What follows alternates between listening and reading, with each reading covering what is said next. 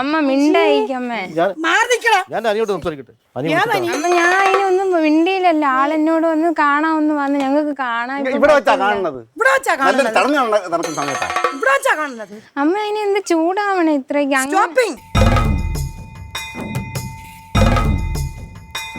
അമ്മ വേറെ ഒന്നും ഇല്ല. ആള് പാവമാണ്. നിങ്ങൾക്ക് കൊടുത്തേരെ കണ്ട് നിനക്ക് അറിയാൻ പരിചയമുണ്ട്. അത്രയും മതി പരിചയം. അമ്മ പറയണത് എത്ര കാലമായിട്ട് അറിയാം? 2 വർഷമായിട്ട്.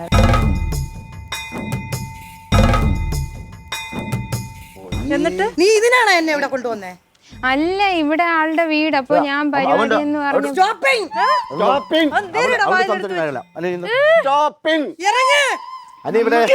അമ്മ മിണ്ടായിരിക്കും. നീ ഇരിക്കി.